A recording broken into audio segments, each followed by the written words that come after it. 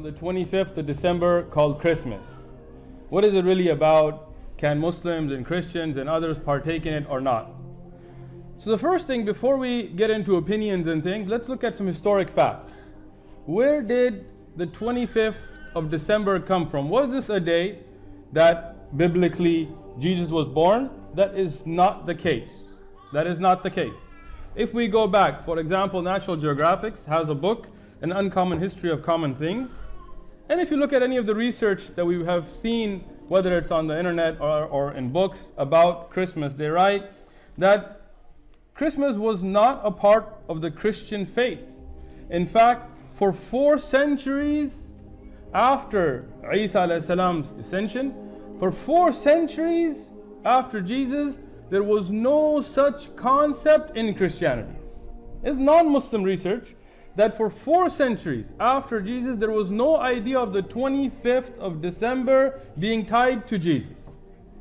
So in fact, if we look in the Bible, in the New Testament, in the Old Testament, if you look at historic documentation, it's proven that the 25th of December has absolutely nothing to do with the birth of Jesus. Nothing. Not a shred of evidence that shows that Jesus was born on the 25th of December. In fact, it was not until Pope Julius I, he chose the date. And why?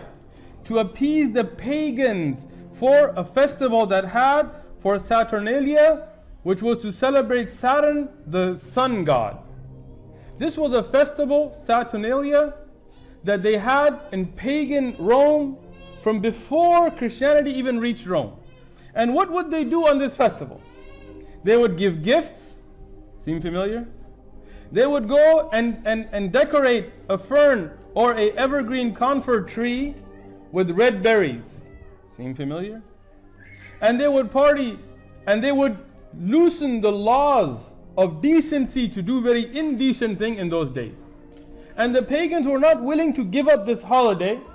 So Pope Julius I, 400 years after Jesus, he came up with the idea to take this pagan holiday and bring it into the Christian religion. And the early Christians, they fought this. They stood up against this. Oliver Cromwell in the British Parliament, in 1659, he had it banned. And the purists who came to America, the settlers who came to this country from Europe, they did not celebrate it because they also believed this was a pagan festival. In fact, it was banned. It was illegal in the United States.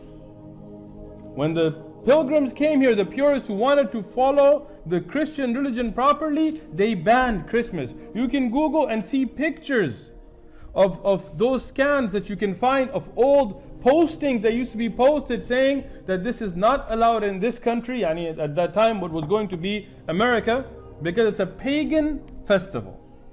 If we look at today, many Christians who are researchers, who are people who want to follow their religion, they've also spoken out against this pagan festival.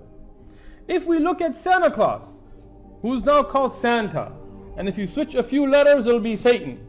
If you look at Santa Claus, there was no such tradition tied to Christmas. Saint Nicholas had nothing to do with Christmas. They just took a man and they took a Nordic pagan legend about a man who would come in green until Coca-Cola made him red. And they made this tradition from nowhere, from pagan festivals. So how can true Christians or Jews or Muslims celebrate a pagan festival that has absolutely nothing to do with Jesus? He's not the reason for the season. This is all marketing. In fact, if we look at it from an Islamic perspective, if we look at the book Al-Iqtada Sirat al-Mustaqim from Shaykh al-Islam Taqiyuddin ibn Taymiyyah, he mentions a quote that Imam al-Bayhaqi in Sunan al-Kubra or Sunan al-Kabir, he mentioned the Sahih Sanad, authentic, from Umar ibn al-Khattab radiyallahu anhu. فقال عمر قال لا يدخلوا على المشركين في كنائسهم يوم العيدهم فإن سخط الله تنزل عليهم.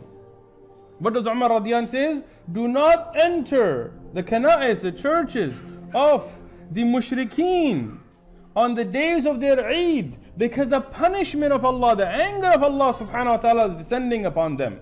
And today our ai want to hold interfaith events in churches on Christmas and want to put Facebook page updates on Happy Hanukkah and Happy Christmas and Happy Easter and Merry this and Merry that. But what do we find from Abdullah ibn Umar, who says whoever lives in the land of kuffar and celebrates their celebrations, and if they die they will be raised on the day of judgment with them.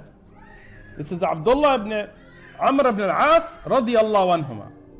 And Umar ibn al-Khattab radiyallahu anhu says, stay away from the ada of Allah, the enemies of Allah, al-Yahud wal-Nasara, on their Eid. Stay away from them. This is from Umar radiyallahu anhu. Ali bin Abi Talib radiyallahu anhu and others, they also, as mentioned by Imam al-Bayhaqi, they forbid to greet or celebrate or to congratulate, as Ibn al-Qayyim al-Jawziyah and others mention, the days of the festivals of kuffar.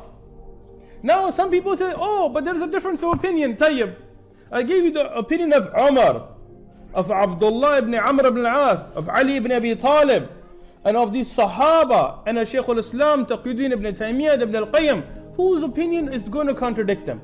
Find me a single Sahabi, Rasulullah sallallahu alaihi wasallam. Did he celebrate them? Did he congratulate them? There were Yahud and Nasara there. Did he participate in them? No. A single Sahabi? No, we only have mana, forbidden. Rasulullah sallallahu alaihi wasallam said to the opposite of them. And then we have from Sahaba clear indications, and from the amazing scholars of Islam. And today somebody has different opinion. Whose opinion? Some guy who's never studied Sharia a day in his life, sitting on his Twitter account. I don't care about your opinion.